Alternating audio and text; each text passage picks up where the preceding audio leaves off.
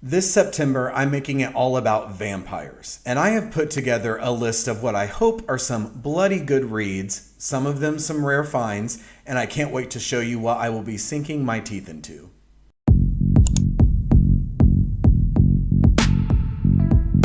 I never participate in the Booktube reading challenges or themed months.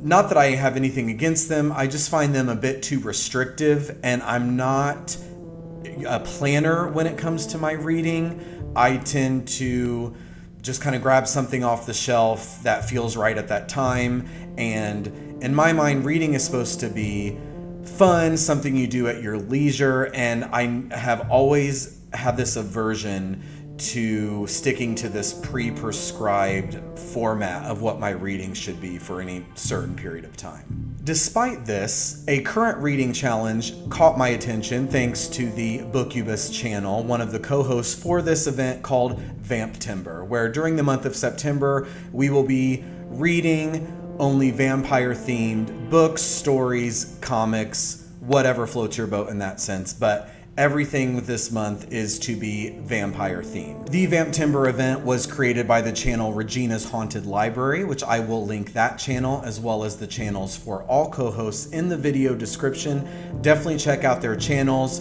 watch their event announcement for Vamptember to learn more about all the specific details of this reading event. In one of my previous videos, I mentioned that I have a lot of vampire-themed novels in my collection, most of which will just sit there and I'll never get to because vampires aren't necessarily my favorite, mostly because a lot of them have a very oppressive romance element to them that is definitely not something I'm into with reading, especially with horror. So I just have this inherent aversion to vampire novels. I'm looking at the Vamptember event as a good opportunity to kind of push myself out of my comfort zone and read titles that I probably never would have gotten to. They would have just sat on my shelf. I never would have read them.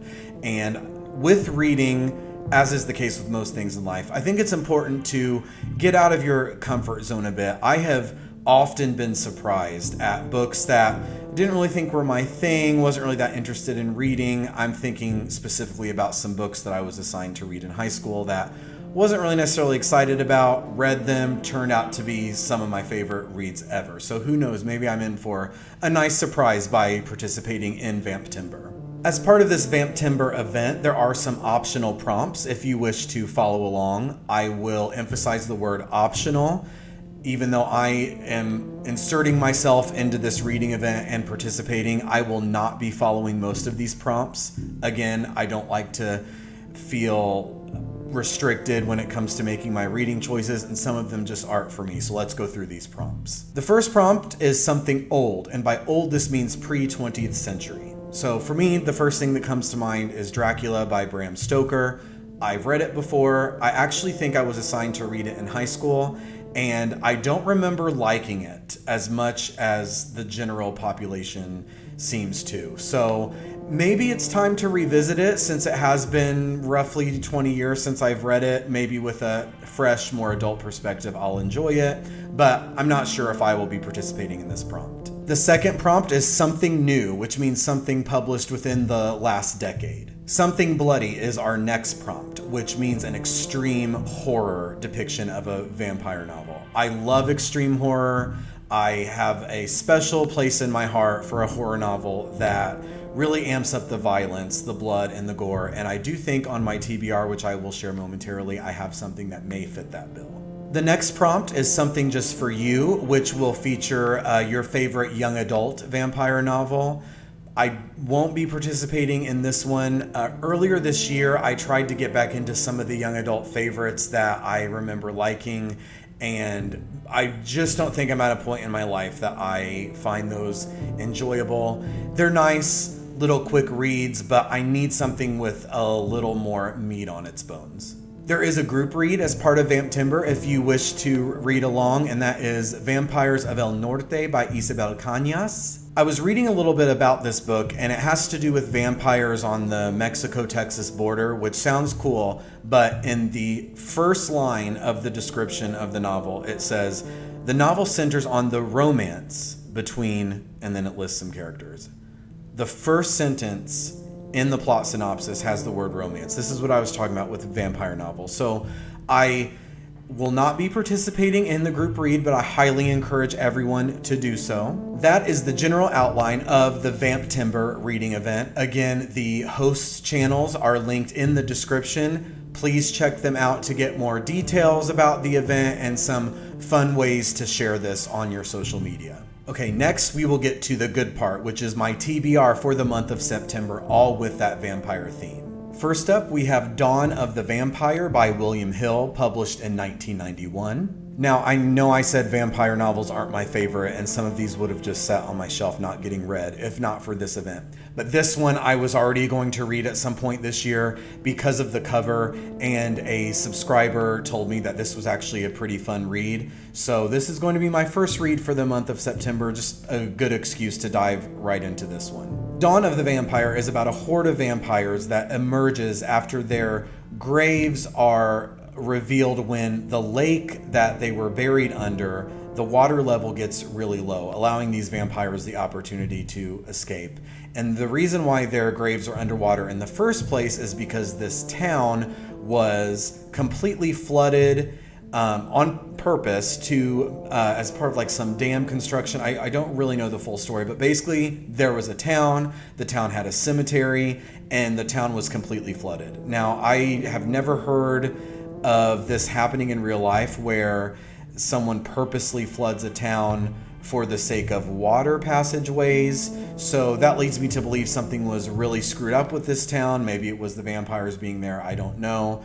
But again, a subscriber said this is a wonderful read, so this will be my first one for the month. Next up for the month of September, we have Vampire Child by Ruby Jean Jensen, published in 1990 by Zebra. I actually kind of forgot I had this one. It was in there with my other Ruby Jean Jensen titles, you know, all the creepy dolls and killer kids and things like that. And this one I always have kind of overlooked. Vampire Child is about a family with 3 kids. One of them is a girl.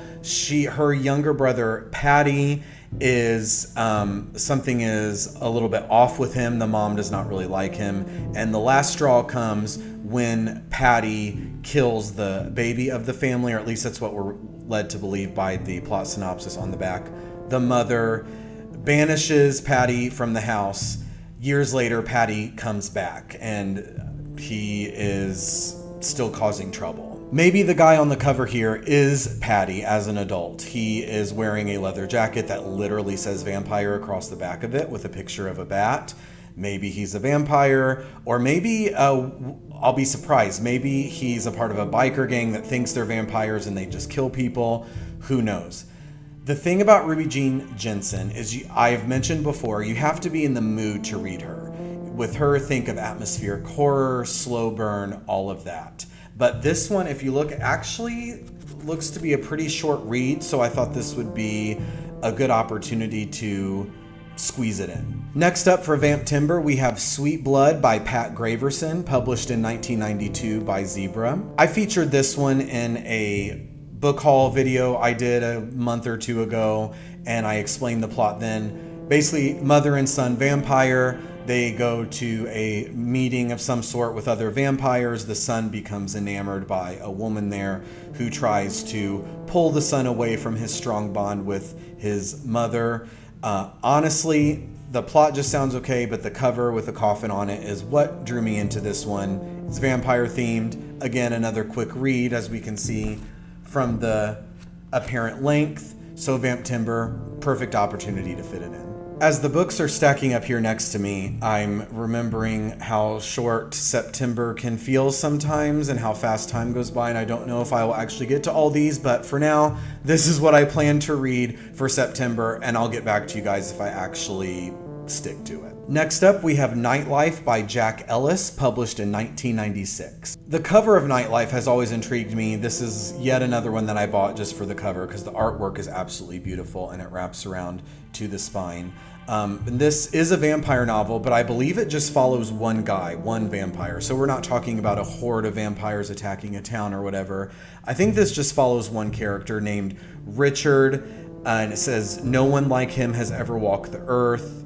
No one can stop him. He rides, his eyes glitter. I don't like the word glitter associated with vampires. That reminds me of a franchise I'm not really a huge fan of. But suppose he rides in a black limousine with plush curtains to block out the sun. I don't know. This guy seems to be a little bit extra. And so I want to read this and see what it's about. This last pick for Vamptember is the extreme option I mentioned I may get to when I was going through the prompts for this event. This is the last pick for the month for me. So if I don't have time to get to this, I'm really not that upset about putting it off until later. And that is Bring on the Night by Jay and Dawn Davis. This was published in 1993 by Tor, and the reason why I'm not terribly excited to get to it is because the plot synopsis leads me to believe it's more of a detective story. There is basically a serial killer stalking Chicago. I do like that it's in Chicago, close to home for me.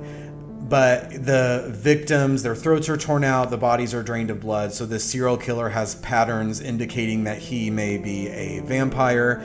And I'm led to believe that the plot follows a detective who is desperate to catch him before he can kill again. Sounds too much like a cop story, a detective story. But it does say that in the little blurb by Publishers Weekly, it says that the authors deliver on blood, sex, and local color at the expected breakneck pace. So, I mean, it is kind of a longer read, and I'm worried I'll be bored because it's a detective story, but I know the blurbs are paid promotion, but that one it piques my interest. Again, it's going to be extreme, and if it is at the expected breakneck pace, then maybe I can suffer through a detective story for some really good action.